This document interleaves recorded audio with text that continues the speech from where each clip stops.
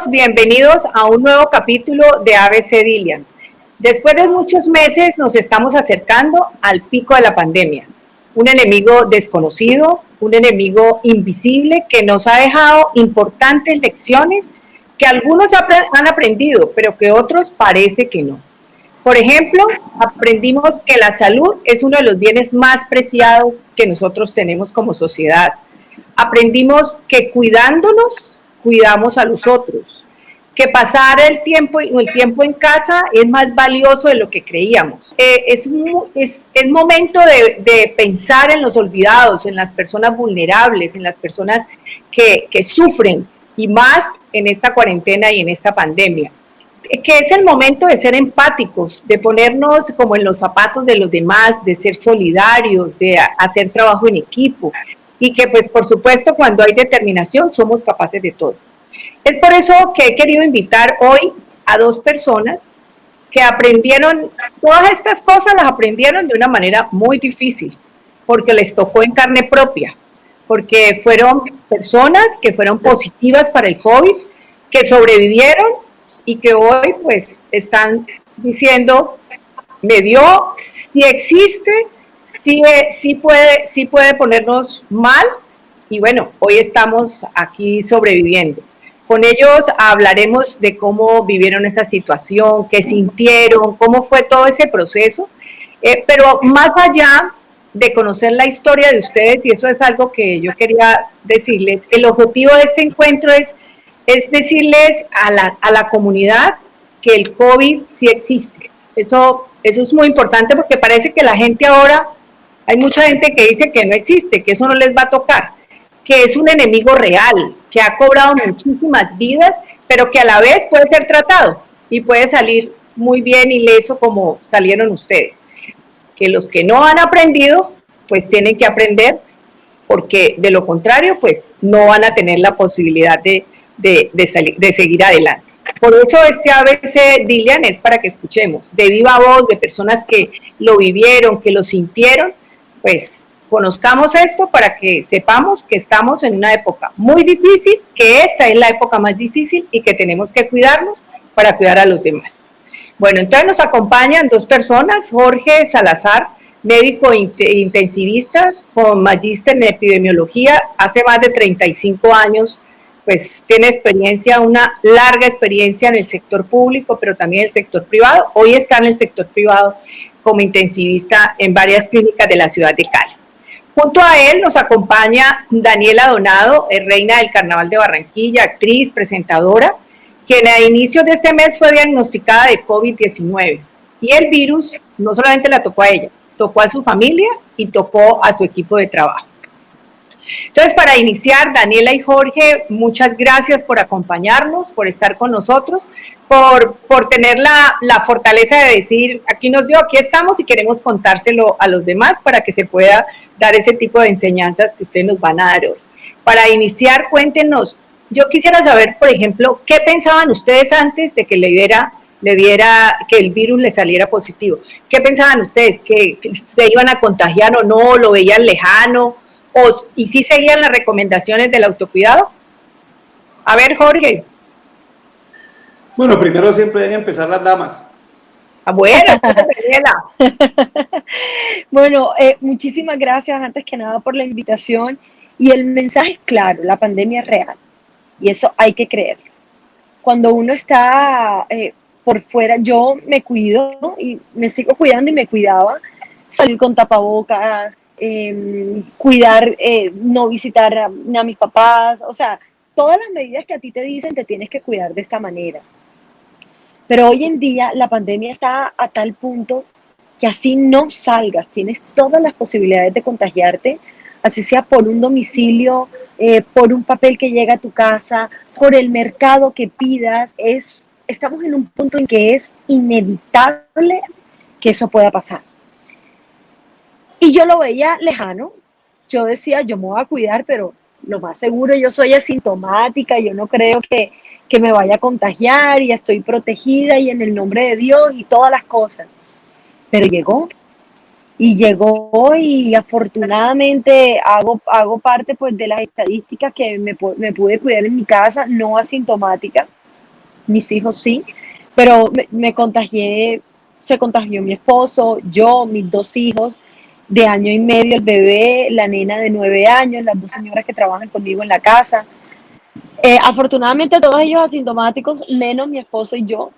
Y son días que esto algo tú lo vives el día a día. Tú te acuestas a dormir y no sabes si mañana algo te va a pasar y te tengas que ir corriendo a la UCI.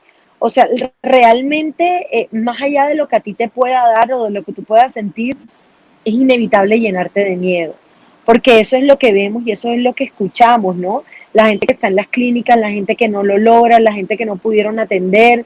Entonces tú tienes tanta información y tú eres día a día luchando con esa información que tienes en tu cabeza, que es tenebroso, es horrible el miedo que pasa por tu cabeza y el hoy decir, sí, pasé el virus y soy sobreviviente y soy positiva, pero para la vida. Entonces, wow, esto es algo que solo el que lo tiene, y si hablamos en términos costeños, solo el que lo vive es que el que lo padece, el que lo goza, porque realmente son días, esto es del día a día, nada que hacer. Así es. A ver, Jorge, cuéntenos. Bueno, lo que pasa es que yo llevaba ya 2 o 3 semanas trabajando con pacientes con COVID, con sospecha, y cuando ya caí yo dentro de la enfermedad, yo mismo me di cuenta que yo tenía los síntomas variables. Recuerden ustedes que los síntomas del coronavirus no son iguales en todas las personas y la presentación puede ser más de tipo neurológico, más de tipo respiratorio, más de tipo metabólico, más de tipo gastrointestinal. En el caso mío empezó por el gastrointestinal, el malestar general, hasta que yo me di cuenta, dije, bueno, yo voy a hacerme una prueba porque me siento mal. Llevo 2 días que estoy como maluco. Entonces me alejé de la familia. Mi señora y mi hijo que viven conmigo, el menor, ninguno de los dos salió positivo. Mi hijo mayor que trabaja conmigo tampoco salió positivo, ni su esposa ni los nietos. Y en el núcleo familiar era yo solamente, y yo me aislé. Al 4.º día, cuando ya los síntomas eran bastante severos y me sentía muy maluco, ya tenía 4 días de insomnio, y cuando ya no tenía ni gusto ni olfato, entonces yo consulté de nuevo y me dijeron, doctor, la prueba suya salió positiva, lo vamos a hospitalizar porque le vamos a tomar primero una escanografía, y la escanografía que le tomamos muestra que usted tiene un compromiso de 2/3 inferiores de cada pulmón. Wow. Entonces usted está muy grave, lo toca hospitalizarlo, y me mandaron para la clínica de Imbanaco, en una cosa que yo he bautizado como el ataúd de plástico, que es una superficie plástica en la cual lo meten a uno para aislarlo de los demás y poderlo transportar para que uno no sea contaminante. Cuando tú enfrentas esa enfermedad y fuera de eso, te toca una parte muy dura, que es dejar de ser médico y volverte paciente, y tienes que adoptar el rol del paciente. Ya tú no puedes tomar las decisiones, ya las decisiones las toman otros y tú tienes que obedecerlas. Es muy importante que el médico o el paciente crea en el médico. Pero ¿por qué llegamos a esto? Llegamos a esto porque de pronto hubo algún descuido en el manejo de los pacientes y me contaminé. Al contagiarse uno tiene que pensar una cosa terrible para los médicos, que yo antes curaba a los pacientes, ahora los puedo infectar, ahora los puedo contagiar, los puedo contaminar. Entonces la actitud de uno es muy diferente, es a cuidarse ahora uno mismo. Ya no es a pensar en los demás, sino en pensar en uno. Gracias a Dios mi familia no salió contagiada, pero sí tuve el apoyo de toda mi familia continuamente, de los amigos, de los pacientes, que una de las cosas que me llamó mucho la atención es que muchos de los pacientes que se daban cuenta que yo estaba enfermo, me escribían por el WhatsApp y me hacían llamadas para darme ánimo. Y tenía 23 cadenas de oración, en las cuales cada rato me decía, empezó la cadena de oración de Julano, de Perencejo, Atanejo, y yo, como estoy en el grupo de Emaús, toda la gente de Emaús me rodeó, toda la gente de Emaús hizo plegarias por mí, y yo, cuando estaba en el 4.º día de hospitalización, en que estaba muy mal, para el 5.º día todos quedaron aterrados y dijeron, bueno, Jorge, pero los exámenes que te estamos haciendo hoy son completamente diferentes a los anteriores, te has mejorado una barbaridad. Esa noche yo le había entregado mi vida a Dios y le dije, Dios mío, yo necesito salir adelante. Yo no puedo quedarme aquí, tengo que hacer cosas grandes. Toda la vida he ayudado a la gente y quiero seguirlo haciendo. Y entonces hay una cosa que yo aprendí de un lector, de un escritor chino, que decía, uno le puede hablar a sus células.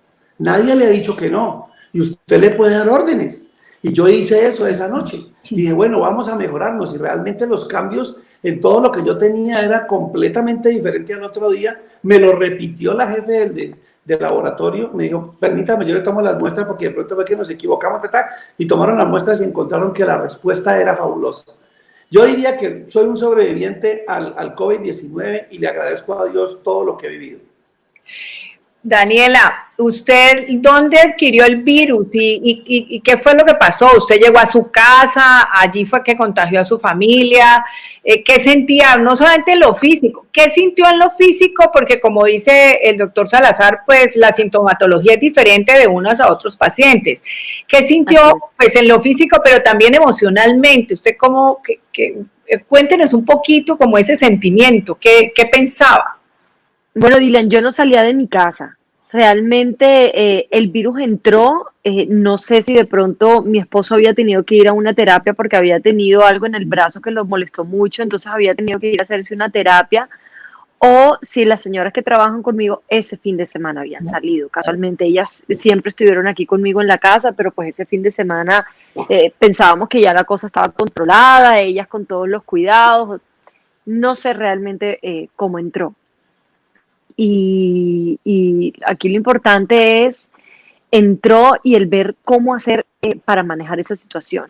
Ahorita que el doctor estaba diciendo de tener una buena actitud, de uno hablarle a su cuerpo, eso fue lo que yo lo más seguro me encargué de tratar de hacerlo todos los días, porque primero, pues en la casa la primera persona que nosotros aislamos es a mi esposo, porque yo un jueves tuve un dolor de cabeza fuertísimo y pues yo no soy de sentir muchos dolores de cabeza ni nada, pues me tomé la pastilla para el dolor de cabeza y al día siguiente me levanté bien, como si nada. Pero ese día en la noche mi esposa empezó a sentir el mismo dolor de cabeza con escalofrío. Entonces como que, mírale mi amor, mejor ahí, agílate porque uno en estos casos nos damos cuenta que es tan diferente y a todas las personas se les representa de algo tan diferente que uno no debe esperar estar ahogándose para ir a hacerte la prueba del coronavirus. Entonces fue, mi amor, ahílate. Eso fue lo que nosotros hicimos con él. Pues vinieron al día siguiente, le hicieron la PCR y le sale positiva. Y él empieza, por favor, necesito que se la hagan, necesito que se la hagan. Y yo como, mi amor, pero pues si tú estás, lo más seguro nosotros, igual ya tú estás aislado. O sea, yo me rehusé un poco a querer hacerme la prueba. Pero ante la insistencia de él, pues listo, vinimos. A los 3 días nos hicieron la prueba a todos en la casa, a todos nos sale positiva. Y con la pregunta que nos estabas contando de qué sentí, yo sentí mucho miedo. Y fue lo primero que sentí y me permití sentir, porque es que a veces es importante que nosotros entendamos lo que está pasando con nosotros para poder actuar, ¿no? A veces nos queremos cerrar a sentimientos o a cosas y entonces de pronto no entendemos qué es lo que nos está pasando. Yo me permití sentir, dejé entrar ese miedo, pero al mismo tiempo lo saqué. Y ese mismo día me dieron unas ganas horribles de ir al baño porque el miedo me consumió, de no saber cómo se le iba a decir a mi hija grande, de no saber qué iba a pasar con mi niño de 1 año y medio. Por lo que te digo, así a ti te digan que los niños no y que de pronto la probabilidad es que sean los adultos, uno nunca sabe dentro de qué porcentaje va a estar. Entonces no es algo que uno quisiera tampoco experimentar. Entonces dejé que ese miedo entrara, pero al mismo tiempo no, vamos a ponerle buena energía, vamos a ponerle a esto buena actitud, aprovechemos que estamos juntos, vamos a salir de esta juntos.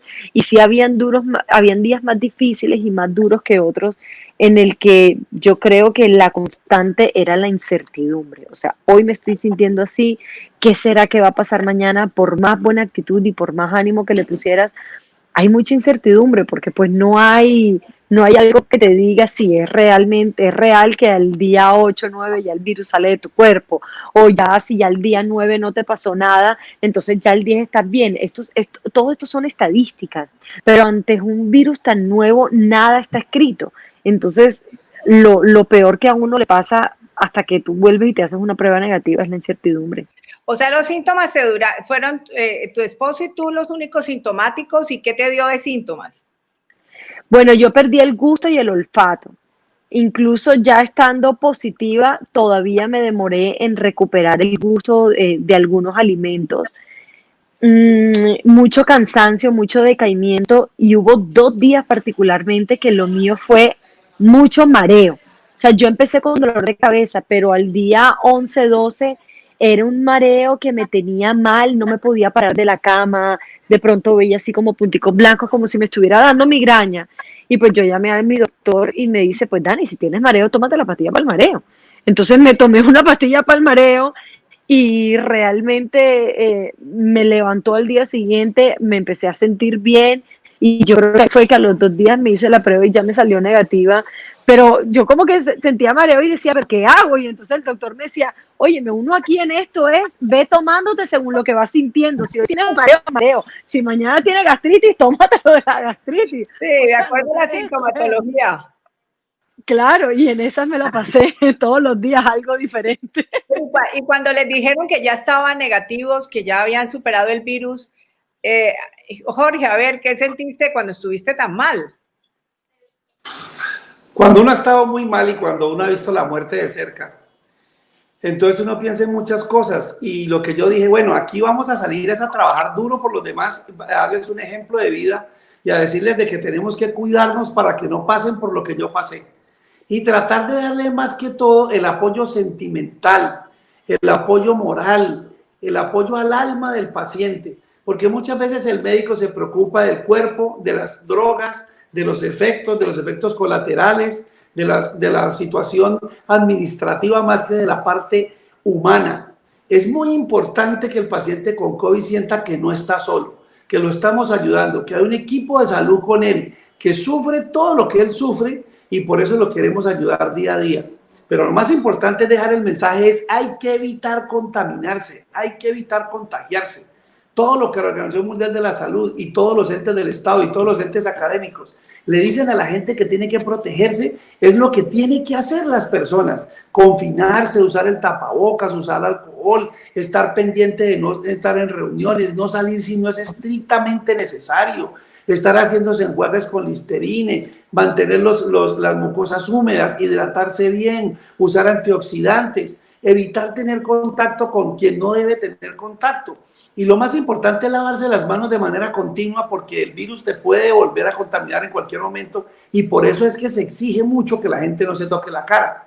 Si nosotros hacemos todas esas medidas, nosotros lograremos parar este pico tan grande que está saliendo de personas contaminadas.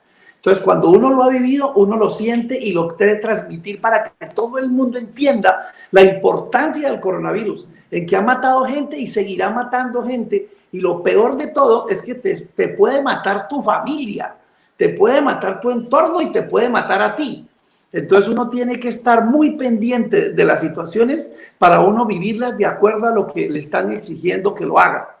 En este momento tenemos que estar confinados, en este momento tenemos que estar no en reuniones ni en paseos ni nada, sino simplemente estar en la casa con las medidas ordenadas de protección y ser conscientes de la gravedad en este momento del coronavirus en nuestro país. Antes de preguntarle a Daniela, yo quería pues decirles que acá en el Valle tenemos un comité de voluntarios de salud que nos hemos reunido expertos en todo, salud pública, en epidemiología, infectólogos, y bueno, han habido discusiones con respecto a los tratamientos que se dan en el coronavirus, pues no sabemos nada del virus, y ha habido investigaciones en todas partes. Y bueno, acá se está empezando a hacer un estudio con un medicamento que ha sido muy potente in vitro, pero pues apenas se va a hacer el estudio en humanos, y es la ivermectina. Yo quería, Daniela, que me diga, ¿qué sintió cuando le dijeron que no tenía, pero usted en algún momento usó esta, o Jorge, ¿qué piensas al respecto? Sí, yo la tomé. Aquí hace parte precisamente pues del protocolo de la mayoría de los médicos y fue lo primero que me dijeron, cómprate ya la ivermectina, ¿y dónde la conseguía?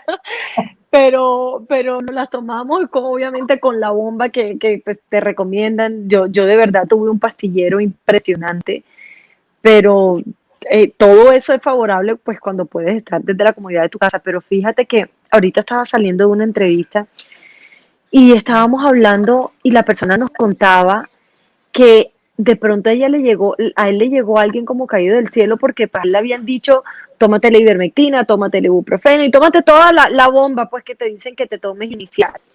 Y él estaba diciendo, Daniela, yo estaba totalmente controlado, pero a mí la doctora me llamó y me dijo, porfa, vete para la clínica, porfa, hazte los exámenes. Y él dice, bueno, ante la insistencia de la doctora me voy, pero pues yo me siento bien, porque si a ti te dicen que tú no estás saturando por debajo de 92, te quedes en tu casa y que si no estás apretado, pues que te quedes en tu casa porque estás controlado. Pues esta persona supuestamente controlada, le hicieron exámenes de sangre, tenía todos los leucocitos y yo no sé los nombres médicos que el doctor sabe más que yo que los tenía súper descontrolados. Le hicieron una radiografía de tórax y tenía los pulmones comprometidos y era una persona que no estaba teniendo síntomas de absolutamente nada, o sea, estaba en su casa normal. Y estos exámenes le demostraron que aunque no lo estuviera expresando, por dentro estaba muy grave y también y enseguida lo tuvieron que dejar internado en la clínica. Entonces, yo me lo tomé, yo creo que en esto, cuando a ti te dicen tómate esto o tómate lo otro, a veces es mejor pecar por exceso que no. Claro que no hay que automedicarse, eso es importante dejarlo. No, de acuerdo, de acuerdo. Pero bueno, De acuerdo. Jorge, a ver, como estamos hablando con el médico aquí también, yo también soy médica, somos Que colegas. nos diga.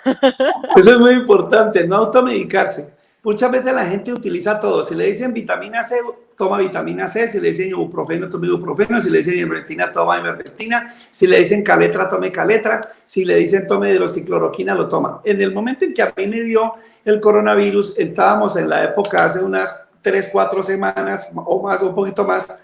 Y entonces apenas estábamos empezando. Nadie estaba preparado para la pandemia y nadie sabe qué es bueno ni qué es malo. Por eso todo lo que se dijo en la China inicialmente, todo el mundo dijo, ay, mira, las recomendaciones de los chinos son estas, entonces hagámoslas. Pero cuando nosotros nos pusimos a ver, no había ninguna cosa en la literatura que pudiera demostrar la potencia, pero tampoco ninguna cosa en la literatura que pudiera decir que eso no servía. Entonces, los reumatólogos, los inmunólogos, los infectólogos, los intensivistas y los internistas nos pusimos a mirar en el mundo entero qué era bueno. Y a nosotros, por ejemplo, en el caso mío, me dieron caletra, me dieron hidroxicloroquina, me dieron paracetamol, que es el acetaminofén endovenoso, me dieron vitamina C y me dieron anticoagulante, enoxaparina, pero no me dieron esteroides, no me dieron ivermectina, no me dieron ninguna de las otras cosas. Y simplemente fue pasando el proceso hasta que el proceso se demostró que revirtió. Yo pienso que también, así como usted recuerda que el 80% de los pacientes que hacen coronavirus se curan solos sin hacer nada. El 20% es el que se complica. Y de ese 20% que se complica, el 15% hay que hospitalizarlo y un 5% llegará a las unidades de cuidado intensivo, que son los más graves. Entonces, tomando ivermectina o no tomando ivermectina, ¿usted le pasará lo mismo? Eso no lo sabemos. Hay un estudio que están haciendo. Por eso es el estudio que se está haciendo en Cali.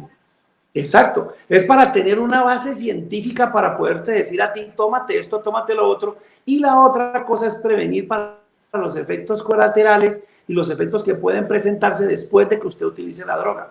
El punto de vista médico es muy bueno. Uno siempre quiere tratar a todo el mundo y que se mejore, pero tiene que tener bases científicas, porque después vienen los problemas. No había un soporte científico y usted le dio esto al paciente y mire cómo este paciente tiene ahora. Recuerde que cualquier medicamento puede tener efectos colaterales y pueden ser hasta no producidos por el medicamento, sino por la enfermedad de base que tenga el paciente. En esto sí es muy importante decirle a la gente, no es solamente el efecto del coronavirus, es que usted puede ser diabético, hipertenso, hipocoso, sedentario, obeso y tener enfermedades crónicas, y es ser el efecto de otras cosas. La diabetes, por ejemplo, tiene muchas manifestaciones sistémicas y problemas neurológicos que el paciente puede confundir con que es el efecto de la droga y no el efecto de la enfermedad de base que tiene ese paciente. Y usted, Jorge, pues una de las cosas que también nos impresiona mucho es que en algunas regiones o en algunas ciudades a veces la gente los discrimina a los pacientes, a las personas que han sido positivas. La gente no entiende que después de que ya le pasó el coronavirus ya no tiene y que ya no va a hacer ningún daño. Pero eso... No, uno lo sigue viendo como bicho raro. Exacto, eso es lo que quería preguntarles a ustedes. ¿Cómo los ve la gente? En el caso mío, inicialmente en la unidad residencial donde yo vivo, hubo alguna resistencia de algunos de los vecinos diciendo, bueno, pero este señor tuvo un coronavirus positivo, ¿por qué no nos informaron? Pero después todo el mundo entendió que qué bueno que el señor mantuvo todas las medidas de aislamiento, todas las precauciones necesarias, se aisló él y su familia para no contaminar a nadie, y en la unidad no hay ninguna persona que tenga coronavirus. Lo importante de eso es que, así como ha habido personas que han sido rechazadas, por ejemplo, en la clínica, cuando yo volví, la gente estuvo muy contenta conmigo y el recibo que me hicieron fue fabuloso. Diciéndome, doctor, qué bien, estamos con usted, qué chévere que haya vencido el coronavirus, qué bueno que se mejoró, doctor, lo felicito. Y yo sigo trabajando lo mismo, sigo dándole entusiasmo a los pacientes, sigo trabajando con ganas y estoy haciendo lo que a mí me gusta. Lo que a mí me gusta es sanar, lo que a mí me gusta es ayudar, lo que a mí me gusta es hablarle al corazón de la gente, porque eso es lo bonito que tiene uno cuando es médico, es cuando usted puede llegar al corazón de la persona, al alma, allá esa cosa intrínseca, espectacular que tiene todo ser humano, que usted se la puede tocar y usted se la puede activar y decirle, usted no está solo, Dios siempre está con usted. Usted sí es importante, usted es muy importante para usted mismo, y usted, si tiene un espíritu positivo, todo le va a salir bien. Daniela, a ver, y usted ya me está diciendo que la ven como bicho raro, ¿y qué sintió cuando volvió al trabajo? Pero cuéntame. Bueno, realmente no, yo realmente todavía no he salido.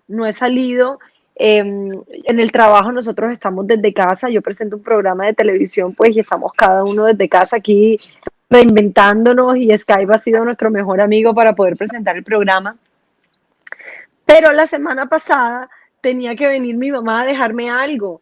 Y entonces yo le dije, ay, bueno, mami, ya estamos negativos, ven, sube y me dejas. Lo que me tienes que entregar. Entonces de pronto me mandó un mensaje, nena, no alcancé. Y yo como, no alcanzaste. O sea, tienes rato que no nos ves, no ves a tus nietos y me estás diciendo que no alcanzaste. Mami, ¿tienes miedo de verme? Bueno, no, mejor esperemos una semana. Yo, mami, pero ya llevo como 15 días negativos, o sea, ya me puedes ver, sino que obviamente nosotros nos seguimos cuidando, no salimos y estamos aquí en la casa.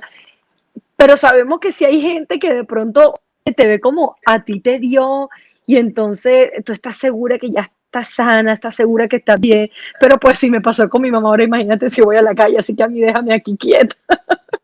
Pero que tiene una cosa muy buena, es que cuando usted ya ha tenido el coronavirus, usted desarrolla anticuerpos, entonces sí, usted ya no va a estar contaminante. Usted ya va dándole fuerza a todo el mundo para que si cayó con el virus sepa responder y salir adelante, y dándole indicación a todo el mundo que hay que evitar el contacto para evitar que le vaya a dar el coronavirus. Nosotros somos, usted y yo, personas que podemos contarlo y que quedamos muy bien sin efectos colaterales. Amén. Y sin ninguna lesión, pero hay otras gentes que no quedaron iguales. Así es. De todas formas, hay que seguirse cuidando. Yo creo que eso es muy importante. No interesa que nos haya pasado, pero hay que seguirse cuidando. Y como le decía ahora, las mamás son sabias. Ella dijo, no, de pronto voy y me pasa algo.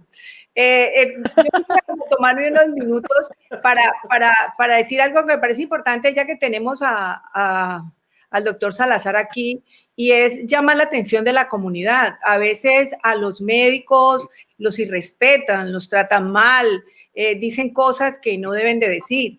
Y cuando uno escucha al doctor Salazar decir que lo que más anhela es servir a la gente, volver a su trabajo después de haber pasado por esto, volver al trabajo, de todas formas era difícil, porque es decir, voy a volver a lo mismo donde me contaminé, donde me contagié, y sin embargo los médicos lo hacemos, porque además ese fue el juramento hipocrático, el de poder servir independientemente de si estamos o no predispuestos a algo como en este momento. Entonces es importante recordarle a todos los que nos están viendo que debemos de fomentar la cultura del respeto, del agradecimiento con los médicos, con todo el talento humano, porque no es solamente los médicos, más bien las enfermeras, también las terapistas, también los asistentes aseadores, también los de servicios generales, a Total.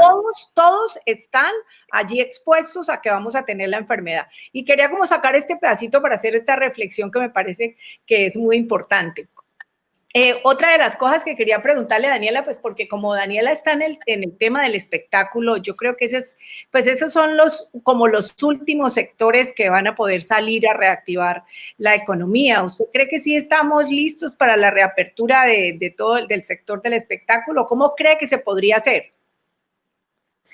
Dilian, yo considero realmente que muchas de las cosas que están pasando en el país hoy en día, lo único que nos está demostrando es falta de cultura ciudadana. Nosotros nos hemos enfrentado a algo a lo que claramente no estábamos preparados y le podemos echar el problema y le podemos echar la culpa al sistema de salud y le podemos echar la culpa a quien tú quieras. Pero realmente esto nos está demostrando que por más normas que te pongan, es como si no estuviéramos programados a entender cuando nos dan una orden y estamos preparados para echarle la culpa a todo el mundo. Entonces nosotros le echamos la culpa al gobierno, le echamos la culpa porque empezó tarde la cuarentena, porque empezó después, porque si podía salir o no podía salir, mejor dicho, le echamos la culpa a todo el mundo. Y no nos hacemos un autoexamen de nosotros como persona, como individuo, hasta dónde soy capaz de cuidarme y de protegerme por mí y por el resto. Yo creería que bajo unas condiciones de autocuidado hay muchas cosas a las que uno pudiera volver o por lo menos tratar de volver a la normalidad, porque sabemos que este virus llegó para quedarse y es muy complicado mantenernos encerrados también mucho tiempo y pues que la gente de qué come y de qué vive. Pero a mí me parece que de pronto hay una falta de campaña o lo que creo es que todas las situaciones llegan para enseñarnos algo y para aprender algo. Y yo creo que con esta situación de la pandemia hemos aprendido mucho a que a nosotros los colombianos nos falta mucha educación y nos falta mucha cultura ciudadana para respetar, para obedecer órdenes, para ponernos todos en los mismos zapatos de todo el mundo y entender que es por ti y que es por mí y que no es solo por mí, porque uno a veces dice, es que si me da a mí no me importa, pero ¿y qué pasa si te da a ti y le da a una persona cercana tuya? Entonces, realmente el saber si podamos volver o no podamos volver, eso solo depende de qué tan comprometidos estemos nosotros los colombianos para cuidarnos nosotros mismos. Y ese es el problema. Ese es el problema, porque creo que muchas de las personas que están en la calle no creen en esto. Y entonces estamos viendo esas tasas de contagio altísimas porque la gente no está creyendo en esto, porque cree que es una mamadera de gallo o porque realmente piensan la salida más fácil. Es que eso debe ser un invento del gobierno para acabar con los pobres o cosas así. Entonces, cuando tengamos un poco de conciencia y un poco de cultura ciudadana, creo que podemos volver un poco a la normalidad, porque es que sabemos que es insostenible esta vida. Pero fíjate, por ejemplo, yo te quería decir una cosita. Cuando empezó la pandemia y empezamos a dejar la gente hospitalizada sin visitas de la familia, empezaron a haber muchas agresiones hacia el personal médico de manera directa o indirecta, de las que yo también fui víctima de eso. Y en muchas ocasiones, situaciones negativas como si mi mamá se muere, usted se muere, y si mi familiar mañana tiene COVID es porque usted lo pegó, y es que el COVID se lo inventaron, y es que el cartel del COVID, y una cantidad de cosas. Y entonces yo empecé a hablar con la gente y empecé a darle la cara y a decirles, venga, yo no estudié 16 años de medicina para que usted venga y me insulte o para que usted sea mi enemigo. Yo no le puse la enfermedad la traía a su familiar. Usted vino y consultó. Nosotros estamos para ayudarle, los médicos, las enfermeras, los fisioterapeutas, todos los especialistas estamos para luchar por nuestro paciente. La gran ventaja de nosotros es que nosotros podemos vanagloriarnos de poder decir, lo salvé, lo saqué adelante, luché por él y este paciente yo lo puse otra vez en la naturaleza tal como debía estar. Entonces ese logro que uno puede tener como médico es fabuloso y eso se lo estoy transmitiendo a la gente y les he hablado al corazón, les he hablado al alma. los he educado, les he enseñado qué es el coronavirus, les he enseñado qué son las defensas del organismo, les he enseñado que los organismos mundiales están estudiando para buscar curas, no para buscar maldades para los pacientes, que estamos buscando la forma de que la mayoría de las personas se recuperen de la mejor manera. Y cuando logramos hacer eso en las unidades de cuidado intensivo y aquí afuera, cuando hablamos con los familiares de los pacientes, uno ha visto cómo la gente ha cambiado a medida que le hemos podido ir explicando. Hay 3 cosas importantes que se hacen en las unidades de cuidado intensivo. Uno es que todos los días hacemos una revisión de los protocolos de colocarnos y quitarnos los aditamentos, lo que usamos, la ropa que usamos, las mascarillas, los gorros, los tapabocas, todo, para que no fallemos en ponernos y en quitarnos. Segundo, que todos los días decimos que hay que darle información a la familia, una cosa que la convenza en términos que sean entendibles, que la gente pueda entender qué tiene su familiar y explicarle cuál sí tiene y cuál no tiene el coronavirus y cuál es la evolución en el tiempo. ¿Por qué? Porque el paciente cuando fallece, esos pacientes no los pueden ver y los tienen que cremar. Y es muy duro para la familia tener que desprenderse de un familiar sin poder siquiera despedirse de él en su último momento. Eso lo tenemos que entender también. Por eso a veces hacemos con todas las técnicas asépticas del mundo que necesitamos, se las ponemos a la familia y los ayudamos para que por lo menos lo vean desde fuera del cubículo. Porque es muy duro para la familia alejarse de su familiar y son familiares que tienen muchos sentimientos de por medio y muchos familiares de por medio. Además, muchas de las personas que nos caen en la unidad de cuidado intensivo tienen familiares médicos que conocen de la enfermedad, que saben qué pasa. Para nosotros es mucho más fácil ellos porque con ellos nos entendemos en términos médicos. Entonces nosotros hablamos de perfusión, nosotros hablamos de ventilación mecánica, nosotros hablamos de nutrición, nosotros hablamos de hemodinamia, etc. En cambio, cuando el paciente no tiene muy buenos conocimientos, nos toca bajarnos mucho, pero hay cositas que son muy sencillas y la gente entiende. Por ejemplo, usted le dice, mire, es que tiene edema cerebral, la gente no entiende qué es eso. Pero usted le dice, ¿se acuerda de cuando usted se golpea en una mano o en un brazo se le hincha? Eso, así el cerebro está hinchado, ese es un edema cerebral. El cerebro está muy hinchado, muy edematizado, llamamos nosotros. Es decir, está inflamado. Entonces tenemos que esperar que se desinflame, que se deshinche para que el paciente se mejore. Su familiar está conectado a un ventilador mecánico con un tubito que va conectándolo desde sus pulmones hasta ese aparato para ayudarle a ventilar para que el organismo reciba una buena cantidad de oxígeno. Y entonces ver a ver cómo podemos mejorar a su paciente. Mire que la diabetes que el paciente tiene, que es el aumento del azúcar en la sangre, ya la hemos podido controlar y eso hace que su paciente esté mucho mejor.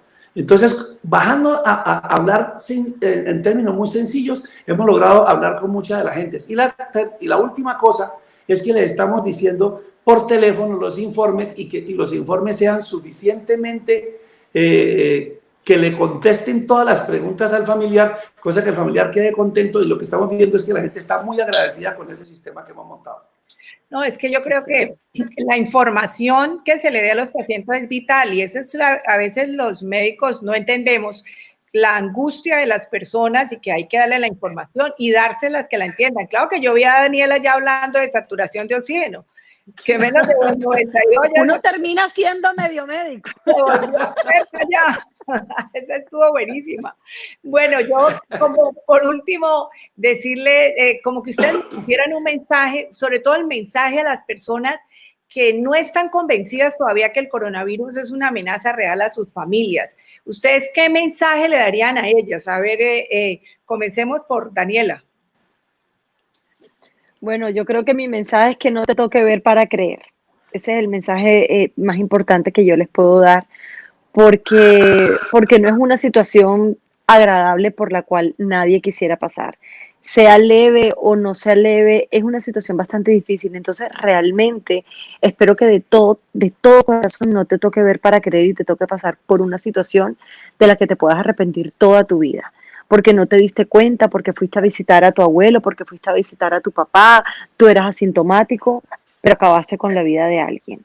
Entonces esto es hasta qué nivel de, y suene a veces duro, asesino puedes llegar a ser.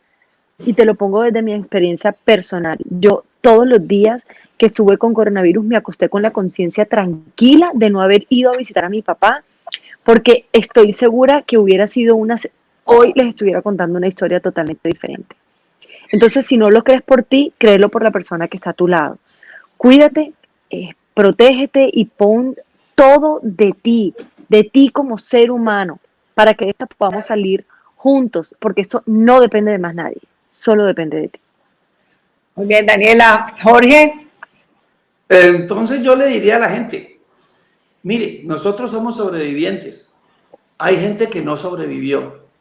Hay familias que han sufrido el dolor de perder a un ser querido por no tomar las medidas de protección. Si todos mantenemos la protección, si nos ponemos el gorrito, si nosotros nos ponemos el tapabocas, si nosotros nos mantenemos en aislamiento y confinamiento, si nos lavamos las manos continuamente, si usamos el alcohol antiséptico y somos conscientes de que esto es un riesgo que es latente, porque muchas de las personas en este momento que te pueden estar contaminando son asintomáticas, es decir, no tienen ningún síntoma, no sienten nada, se sienten muy bien y resulta que le hacemos el hisopado y encontramos que ya está positivo. Esa persona puede contagiar a tantos o cuantos se estén relacionando con ellos y eso es un mal que nosotros estamos haciendo. Y ya cuando seamos sintomáticos, ya el tiempo del pródromo son 10 días que han pasado en que yo he contaminado a mucha gente hasta que ahora llego al sitio en el que yo ya me siento enfermo. Cuando yo ya me siento enfermo, ya empiezo a trabajar en contra de un virus que lleva una ventaja. El virus está allí. Como decías tú, llegó para quedarse. Y piensen que en estos 2 años vamos a estar en este mismo problema. Y recuerden una cosa importante, ya hay cepas de coronavirus que están mutando. Entonces puede haber una segunda epidemia de lo mismo y mucho más fuerte y mucho más adherente a las células del organismo.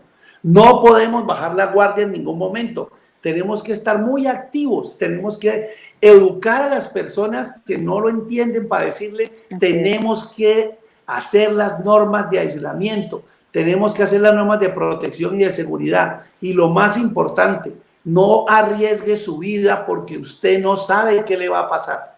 No necesariamente se tiene que morir, pero sí es muy triste que usted adquiera el virus y contagie a alguno de su familia y ellos sí sufran el evento negativo severo que es la muerte o llegar a una unidad de cuidado intensivo.